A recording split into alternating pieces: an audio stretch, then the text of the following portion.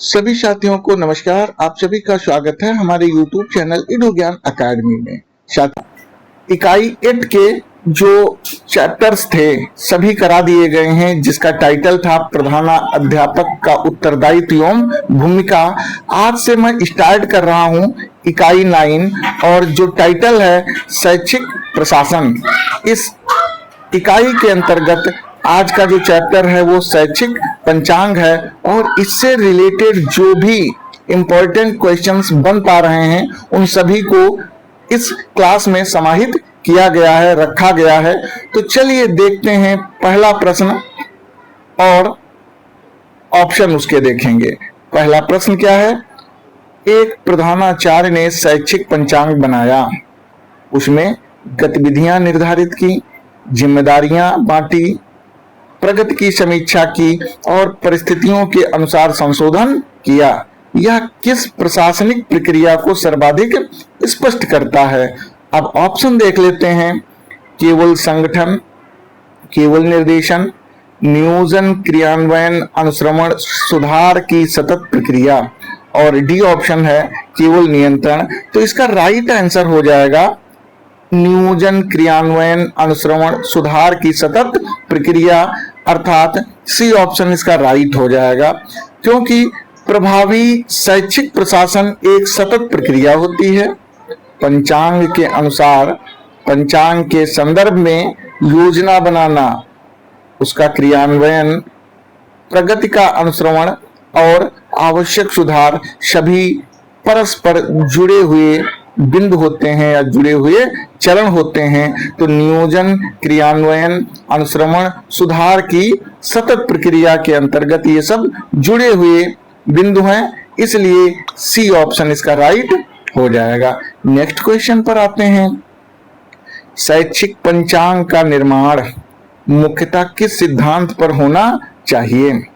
Important question है। आकस्मिकता, समयबद्धता एवं पूर्व नियोजन, व्यक्तिगत सुविधा, केवल परीक्षा केंद्रितता। तो इसका राइट आंसर हो जाएगा समयबद्धता एवं पूर्व नियोजन, अर्थात बी ऑप्शन इसका राइट हो जाएगा। पंचांग का मूल आधार पूर्व नियोजन है, जिससे विद्यालय की गतिविधियां सुनिश्चित समय पर संचालित हो सकें और शैक्षणिक उद्देश्यों की प्राप्ति सुनिश्चित हो सके। इसलिए B is correct answer of this question. Next question पर आते हैं। शैक्षिक पंचांग में सबसे महत्वपूर्ण तत्व कौन सा माना जा सकता है?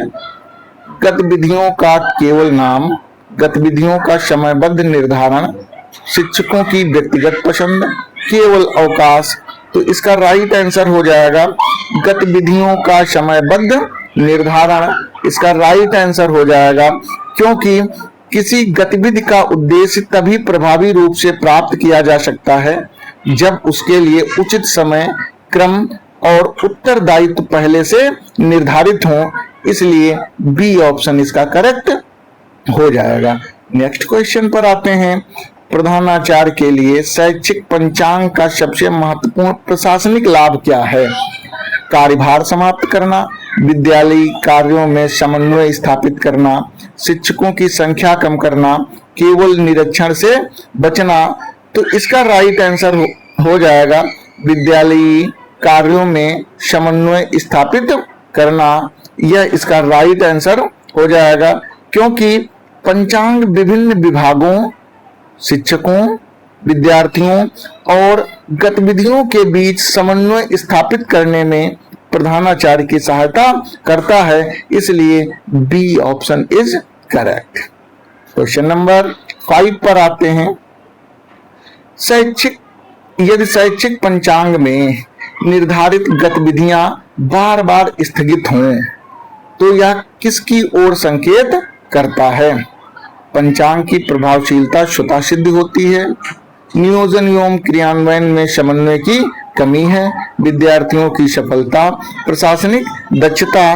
तो इसका राइट आंसर ही बी है, नियोजन एवं क्रियान्वयन में समन्वय की कमी है। नियोजन और क्रियान्वयन में समन्वय की कमी है, इसीलिए निर्धारित गतिविधियां बार बार स्थगित होती रहती हैं।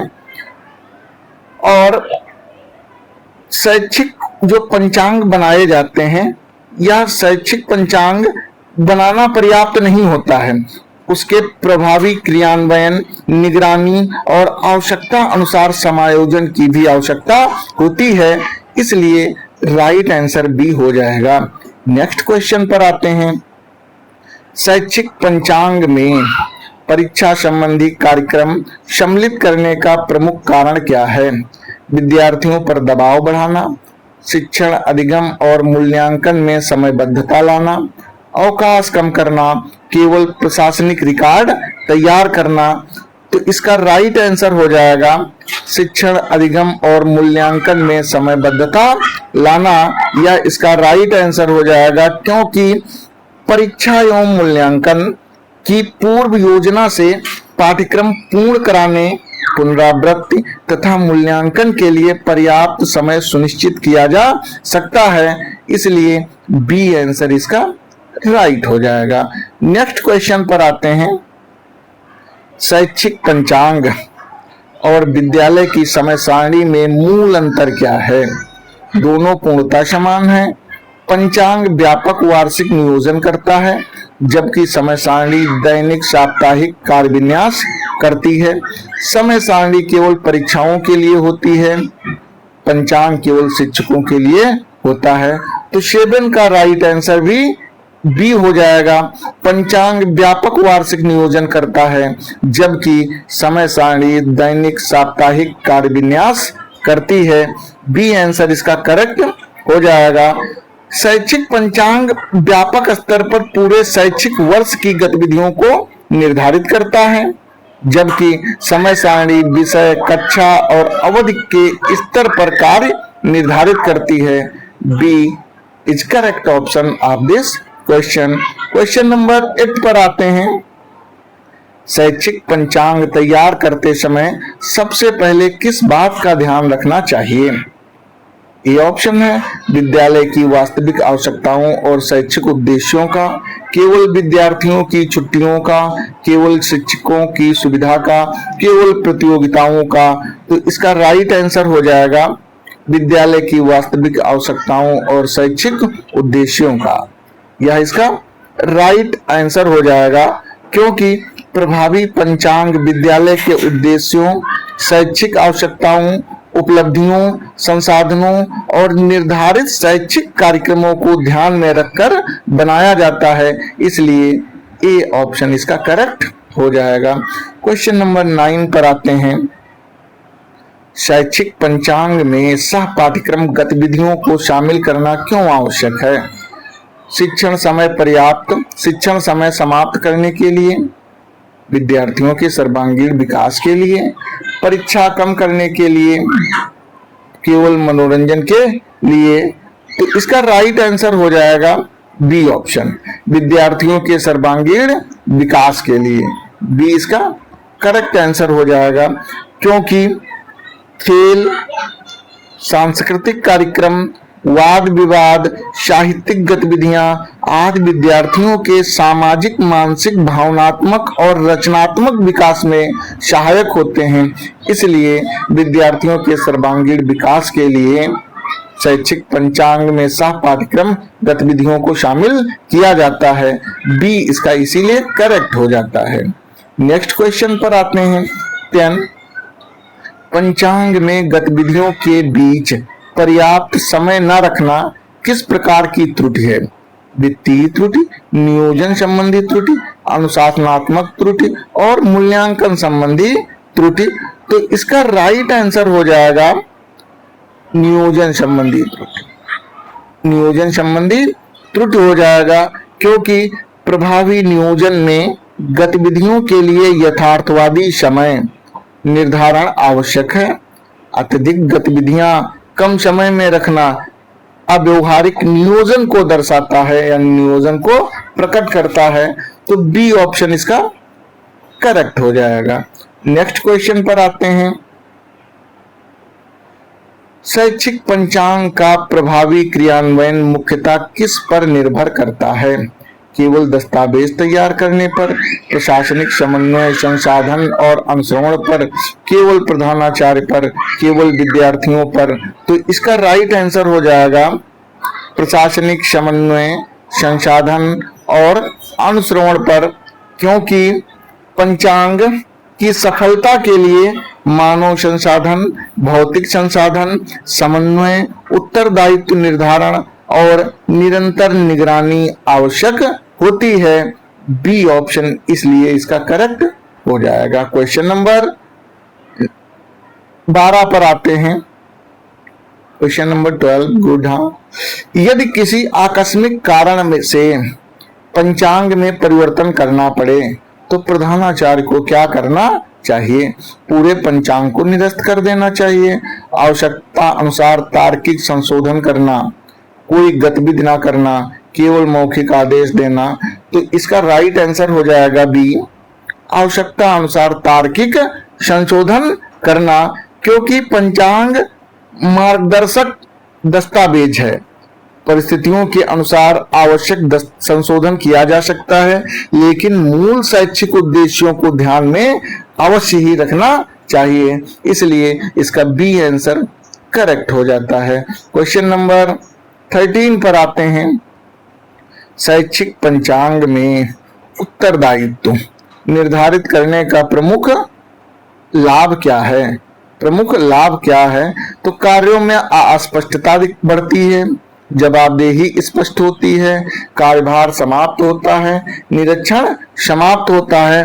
13 का राइट आंसर हो जाएगा जवाबदेही स्पष्ट होती है। बी आंसर इसका भी करेक्ट हो जाएगा। आज कुछ बी आंसर ज्यादा सटीक आ रहे हैं यहाँ पे। संभवतः ये जो है गलती नहीं कहा जा सकता है, लेकिन बी आज जो है ज्यादा सटीक आ रहे हैं। तो लेकिन प्रश्न बहुत ही अच्छे हैं और शैक्षिक पंचांग ये एक इंपॉर्टेंट बिंदु भी है। ज्यों ज्यों आप आगे बढ़ेंगे उतने ही अच्छे प्रश्नों को समावेशित इस सीरीज में आप पाते जाएंगे। नेक्स्ट क्वेश्चन देखते हैं। शैक्षिक पंचांग का संबंध विद्यालय के किस प्रशासनिक कार्य में से सर्वाधिक निकट है? नियोजन, केवल नियंत्रण, केवल अनुशासन, केवल वित्त।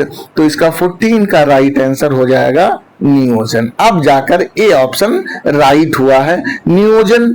और नियोजन होता क्या है? पंचांग मूलतः नियोजन का उपकरण है। हालांकि इसके माध्यम से संगठन, निर्देशन, समन्वय और नियंत्रण भी सुगम होते हैं, लेकिन यह समयबद्ध कार्यों का क्रियान्वयन ही नियोजन होता है। इसलिए ए ऑप्शन इसका राइट हो जाता है। क्वेश्चन नंबर 15 पर आते हैं। निम्न में से कौन सा शैक्षिक पंचांग की गुणवत्ता का सर्वोत्तम संकेतक है?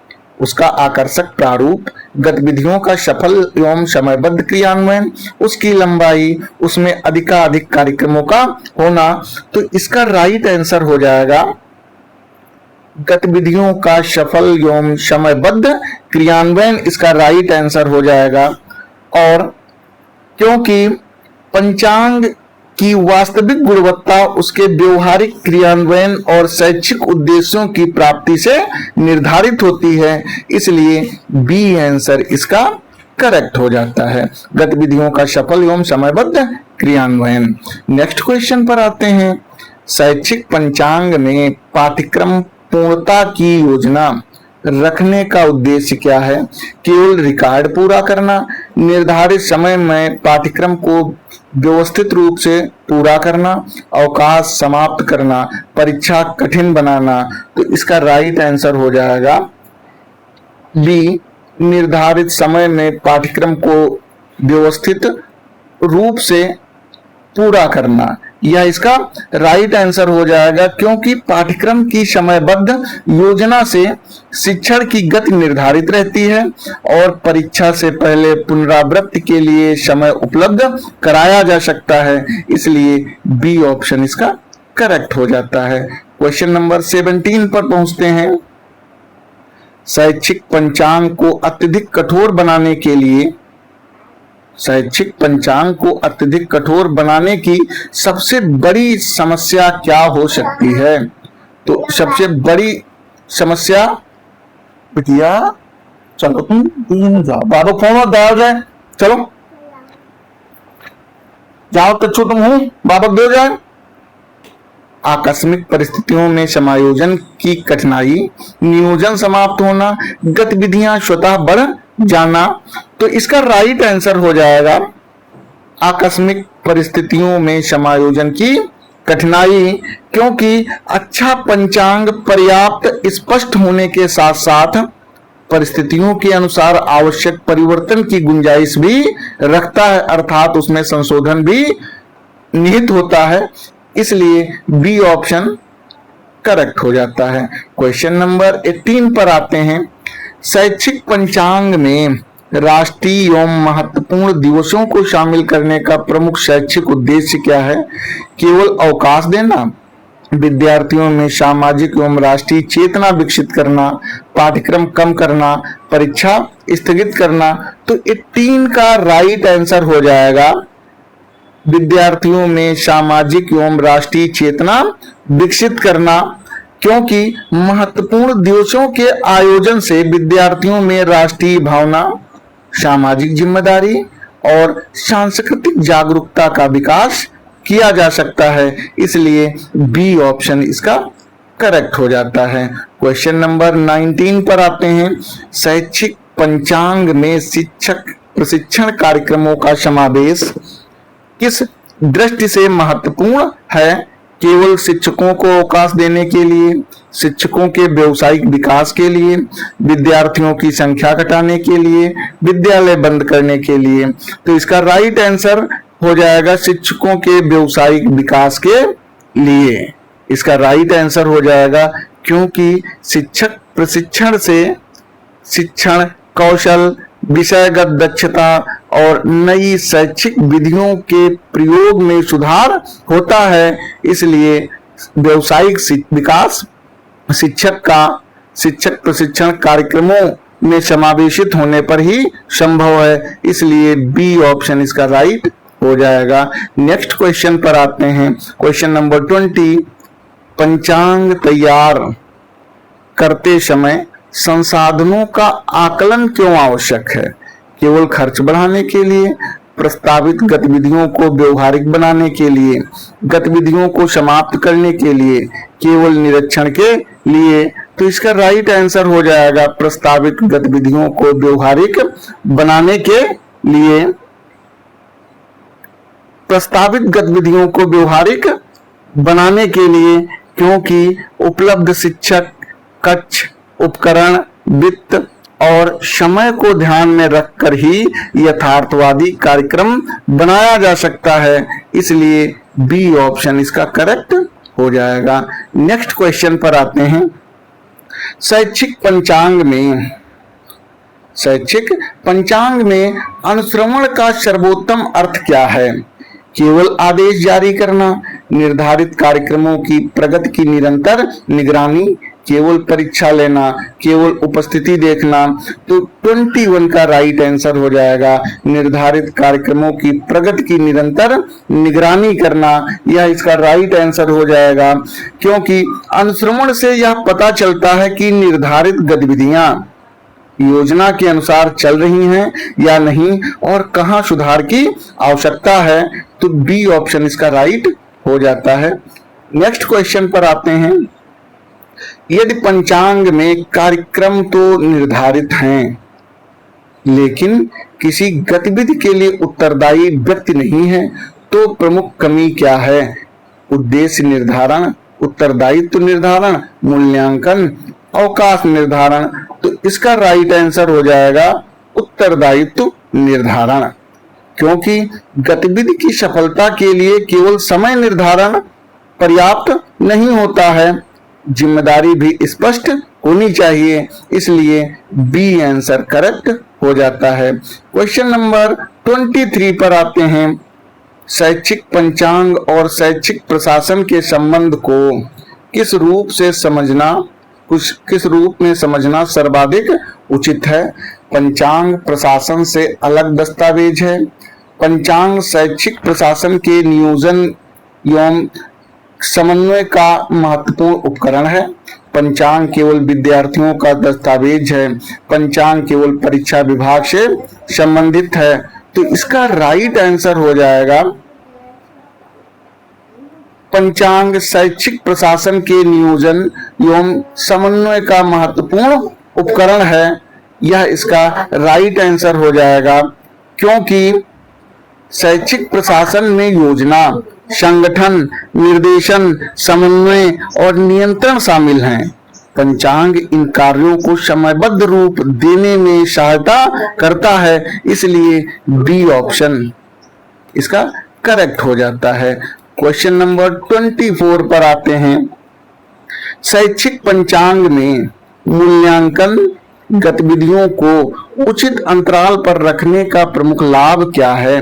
केवल परीक्षा की संख्या बढ़ाना, अधिगम की प्रगति का समय समय पर पता लगाना, विद्यार्थियों को व्यस्त रखना, शिक्षकों का कार्य बढ़ाना। तो 24 का राइट आंसर बी हो जाएगा। अधिगम की प्रगति का समय समय पर पता लगाना भी यह जो है मूल्यांकन गतिविधियों को उचित अंतराल पर रखने का प्रमुख लाभ होता है, क्योंकि नियमित मूल्यांकन से विद्यार्थियों की उपलब्धि और सीखने की कठिनाइयों की पहचान समय रहते की जा सकती है। अर्थात समय समय पर अधिगम की प्रगति का भी पता लगाना नितांत आवश्यक होता है। बी आंसर इसका करेक्ट हो जाएगा। नेक्स्ट क्वेश्चन पर आते हैं। Question number 25। एक प्रभावी शैक्षिक पंचांग की सबसे महत्वपूर्ण विशेषता कौन सी है? अत्यधिक विस्तृत होना, यथार्थवादी, उद्देश्यपरक और क्रियान्वयन योग्य होना, केवल आकर्षक होना, केवल प्रशासनिक आदेशों पर आधारित होना। तो 25 का राइट आंसर भी बी हो जाता है। यथार्थवादी, उद्देश्यपरक और क्रियान्वयन योग्य होना, बी इसका करेक्ट हो जाएगा, क्योंकि अच्छा पंचांग वही है जिसे विद्यालय की वास्तविक परिस्थितियों में लागू किया जा सके और जो शैक्षिक उद्देश्यों की प्राप्ति में सहायक हो। इसलिए बी इसका करेक्ट आंसर हो जाता है। पढ़ाई 36। यदि किसी विद्यालय में पंचांग का निर्माण केवल प्रधानाचार्य द्वारा किया गया और संबंधित शिक्षकों में कोई विचार विमर्श नहीं हुआ, तो कौन सा सिद्धांत कमजोर होगा? सहभागिता, मूल्यांकन, अनुशासन, परीक्षा। तो 26 का राइट आंसर हो जाएगा ए।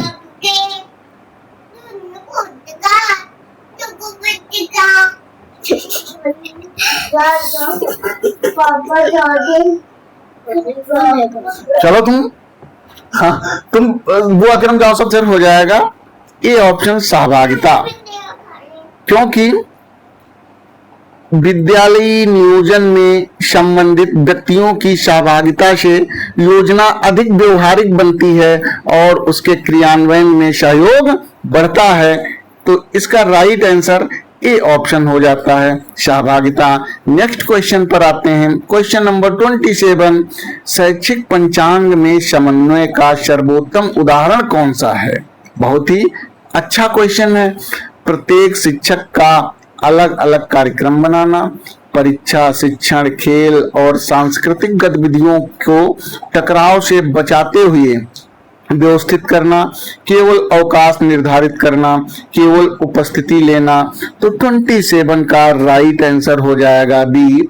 परीक्षा, शिक्षण, खेल और सांस्कृतिक गतिविधियों को टकराव से बचाते हुए व्यवस्थित करना, इसका राइट आंसर हो जाएगा, क्योंकि विभिन्न विद्यालयी गतिविधियों को इस प्रकार व्यवस्थित करना कि वह एक दूसरे में अनावश्यक बाधा न डालें, समन्वय का प्रमुख उदाहरण होता है।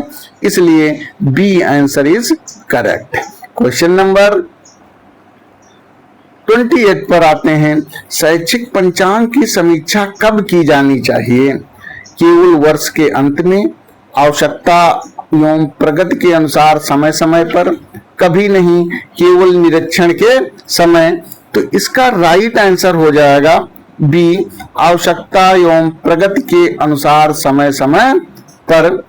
निरंतर समीक्षा से यह पता चलता रहता है कि निर्धारित कार्यक्रम व्यवहार में कितने प्रभावी हैं और किन बिंदुओं में संशोधन आवश्यक हो रहा है, इसलिए बी करेक्ट ऑप्शन है। क्वेश्चन नंबर 29 पर आते हैं।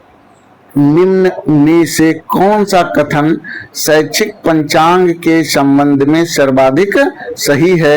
यह केवल अवकाशों का वार्षिक कैलेंडर है, यह विद्यालय की समस्त गतिविधियों का अनिवार्यता कठोर और अपरिवर्तनीय कार्यक्रम है, यह शैक्षिक वर्ष की प्रमुख गतिविधियों को व्यवस्थित एवं समयबद्ध करने वाला नियोजन उपकरण है, यह केवल परीक्षा विभाग द्वारा बनाया जाता है।